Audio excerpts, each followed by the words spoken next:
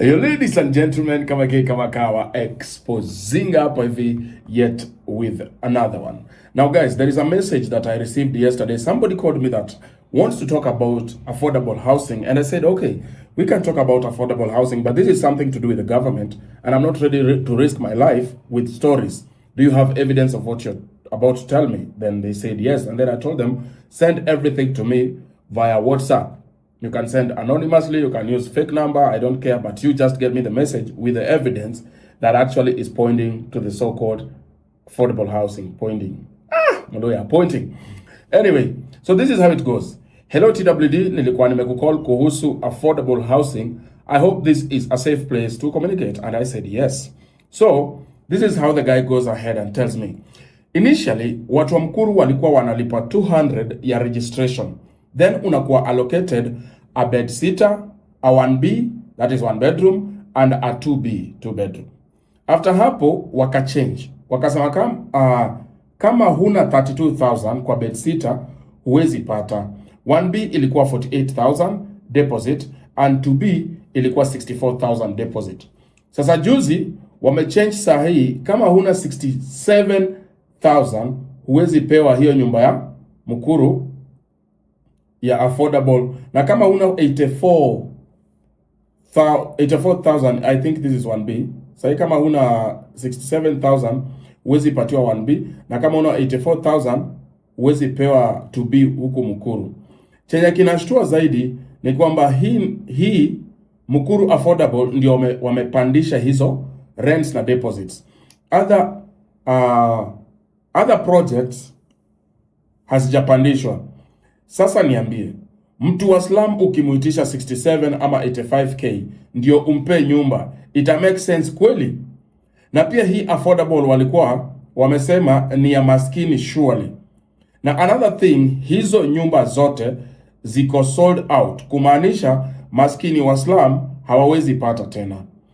Ambia Kenyans ni scam, na wachunge sana wasikubali kuhamishwa place wako ati wapelekwe affordable. Wanapelekwa shamba yenyu, ikishafenziwa zile nyumba mumepewa zinaongezwa bei na zinapewa other agencies. Na zinapewa other agencies wa manage. Kwa mfano, sahihi Mukuru sio ya ministry, inamanejiwa na agency inaitwa HFD Bank na Villa Care. Okay? Pia initially bed sitter ilikuwa 640,000 cash sale.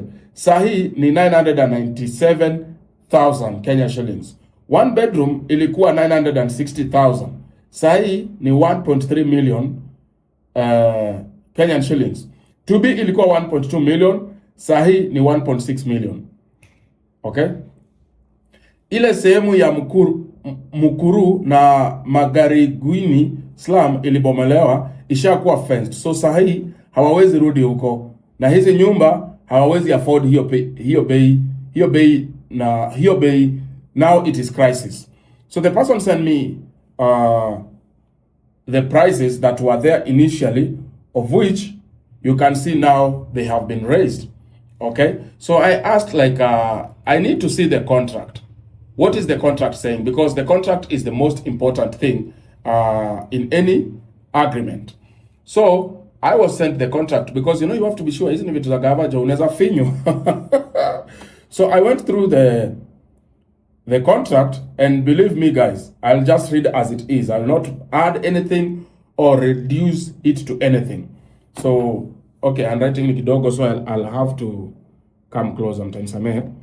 So name of the purchaser, PO box, phone number, ID number, email, blah blah blah. Subject to contract. Okay, a letter offer for sale of house number, you write down your number, constructed as part of Mukuru affordable housing project, Nairobi County, South B, Nairobi. Okay, further to your application for a studio unit in the what? Hey, the handwriting kidogo itabidi ni zoom kidogo. Okay? Aforementioned project, the Affordable Housing Board the vendor, or make in quotes, is pleased to offer you the affordable property under tenant purchase terms of 640,000. Okay, we acknowledge receipt of your deposit. Your amount, of course, a feature, and your successful application for deposit assistance of cash 54,000. The balance of the purchase price is Kenya shillings 630,000, and the deposit assistance of cash 54,000, totaling to 640,000, will be repaid with annual interest of 3%, changed on a balance basis, and shall be paid in equal monthly installments of 3,856, inclusive of reversible service charged and insurance, until the purchase price is paid fully. The contract continues, and it is 640,000 for that studio unit, which is Tunaitanga bed sitter. Now, this is wrong in this sense. Why would you take the prices from 640,000, of which you entered a contract with a possible purchaser? Okay? And then you come and tell this possible purchaser again, you have changed the contract. The amount you're paying to this unit, I have increased the value. Now it is not for 640,000, but rather it is now 997,000. Okay? Isn't this shortchanging people? Isn't this unprofessional? It is uncalled for, because nothing like this can actually happen in other countries. Not even in other countries, even in Kenya, it is not supposed to be happening. Especially noticing that it is a government project. You enter into a deal with poor people of Mukuru kwa Njenga. You tell them a studio unit will be 640,000. Some of them who are going to manage that goes ahead and takes these houses, hoping that one day, even if they will not have to live there forever, if they can manage to finish this house, they could go ahead and do what? And rent out and probably buy another place. But you have decided to go exactly against these people, increase the prices, as people you can see besides me. This is uncalled for, and this is very unprofessional of our sitting government right now. The people of Mukuru kwa Njenga are pleading with the government.